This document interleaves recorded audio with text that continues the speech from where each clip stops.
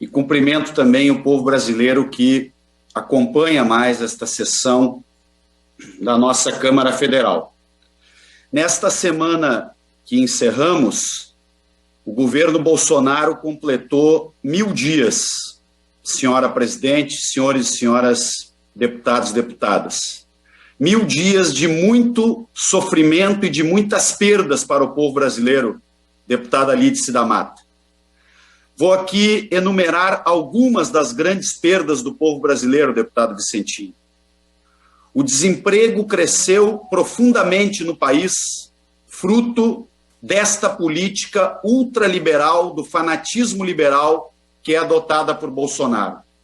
14,4 milhões de desempregados, 6 milhões de brasileiros que desistiram de procurar emprego e 32 milhões de brasileiros subempregados. A fome e a miséria se ampliaram no país nestes 1000 dias de governo Bolsonaro. O Brasil voltou ao mapa da fome. 19,1 milhão de pessoas estão passando fome grave e 110 milhões de brasileiros vivem em insegurança alimentar. As fotos duras e de um governo que não enfrenta este problema, vendo brasileiros procurando na fila do osso o que comer, é a demonstração mais clara da falência da política econômica e social do governo Bolsonaro. A inflação está descontrolada e Bolsonaro segue tergiversando em adotar medidas concretas para combater a alta da inflação. Vejam que a cesta básica, deputado Frei Anastácio, subiu aqui em Porto Alegre, de onde eu falo neste momento, 26% em 12 meses. 26% em 12 meses. O óleo diesel subiu 66% durante o governo Bolsonaro. O feijão, o arroz, subiram entre 60% e 70%. E o que Bolsonaro nos diz sobre a inflação? Mente. Mente dizendo que seria responsabilidade dos governadores, do fulano, do beltrano, transferindo responsabilidades e não enfrentando os problemas. Por fim, presidenta, pedindo 30 segundos para concluir, o caos sanitário e o genocídio que a Covid determinou no nosso Brasil. Quase 600 mil mortos, vacina das mais atrasadas do mundo e um presidente que se nega a receber uma vacina, que combate o uso de máscaras, que incentivou aglomerações e que combateu o tempo inteiro as boas condutas da ciência para combater a pandemia. Por fim, um governo marcado pela corrupção da família Bolsonaro. Um dos seus filhos comprou um imóvel em Brasília de 6 milhões de reais. A família compra imóveis em dinheiro vivo. A família faz rachadinhas. O que o Brasil não pode mais é suportar a continuidade do governo Bolsonaro. Dia 2 de outubro, todas as ruas para pedir o impeachment de Bolsonaro. O Brasil, nesta pandemia, tem demonstrado que tem um governo que não se preocupa com a situação do povo mais sofrido. O Brasil, na pandemia, talvez seja o único país do mundo que retira direitos, o único país do mundo que desmonta o serviço público e que trabalha contra o enfrentamento à Covid. O Brasil está vivendo um caos econômico e social, agravado não só pela pandemia, porque a pandemia agravou a crise econômica e social no mundo, mas agravada, sobretudo, pela incompetência, pela desumanidade, pela crueldade deste governo que adota medidas para restringir direitos do nosso povo. A inflação é a mais alta dos últimos 29 anos. O salário mínimo congelado. O salário mínimo só é reajustado de acordo com o índice da inflação desde o golpe parlamentar em 2016. Aumento para o salário mínimo não tem, mas aumento para os alimentos nós todos estamos acompanhando. O arroz, 32%. O feijão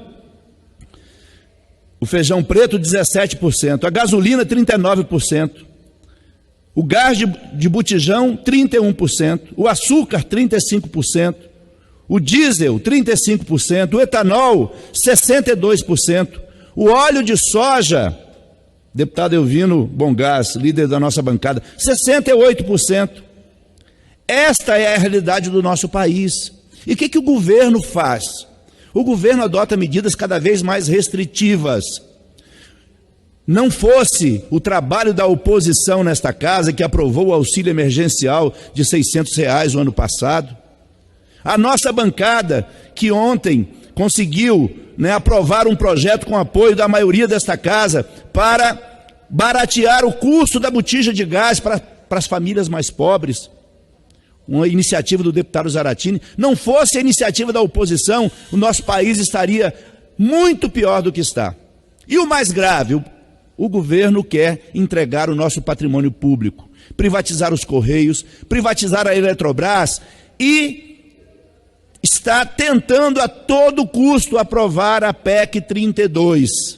Não dá para entender como que o presidente da República e sua base querem aprovar uma reforma administrativa que vai significar o desmonte, a destruição do serviço público.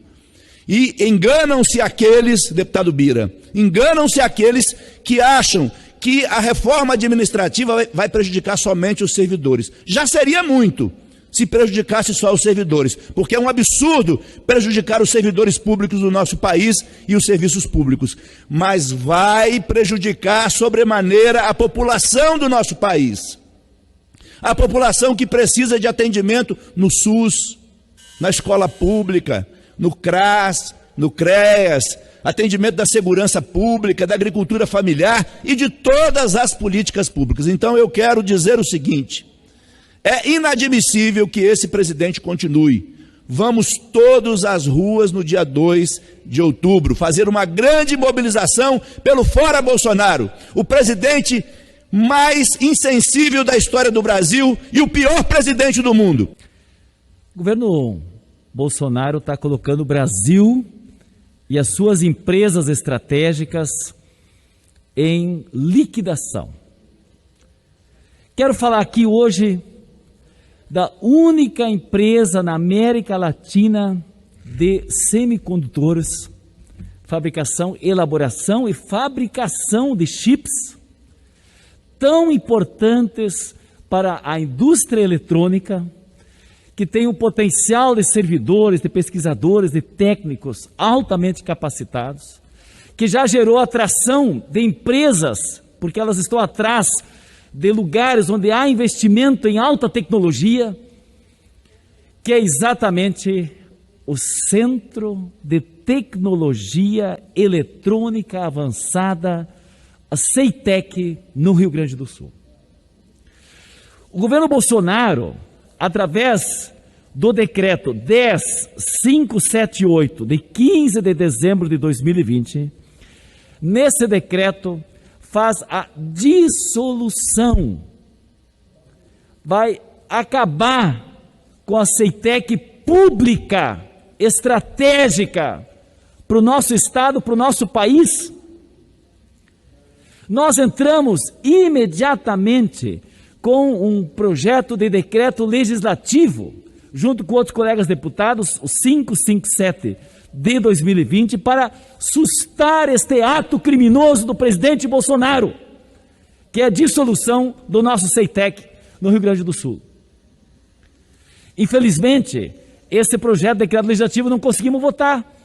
Então estou pedindo aqui para urgência, para que votemos o mais rápido possível, para sustar esse desastre com aquilo que é do futuro, do presente e do futuro, que é o investimento em alta tecnologia, que vai atrair investimentos e vai desenvolver tão fundamental para qualquer atividade, que é a microeletrônica, os semicondutores, os chips mais conhecidos, produzidos no estado do Rio Grande do Sul. O Tribunal de Contas da União tomou uma decisão por acórdão para que o Ministério da Economia suspendesse as ações, porque elas estavam também fora dos critérios. E aqui a denúncia que eu trago neste momento é que o Ministério da Economia não respeitou essa decisão do Tribunal de Contas da União. continuam as atividades normais para fazer a dissolução. Por isso, nós entramos agora com um pedido no Tribunal de Contas da União para que faça uma auditoria presencial de fiscalização e controle para exatamente colocar em vigor a decisão do tribunal, que não está sendo respeitada pelo Ministério da Economia do governo Bolsonaro. Está fazendo de conta como se não houvesse essa decisão de sustar as tratativas da dissolução do CEITEC do Rio Grande do Sul. Então, estou fazendo essa denúncia pelo descumprimento do Ministério da Economia à decisão do Tribunal de Contas e estou solicitando ao Tribunal de Contas uma auditoria presencial de fiscalização e controle para que seja cumprido e com isso a gente possa tomar decisões de impedir esse desastre que é a dissolução desse centro avançado de tecnologia eletrônica que é a CEITEC.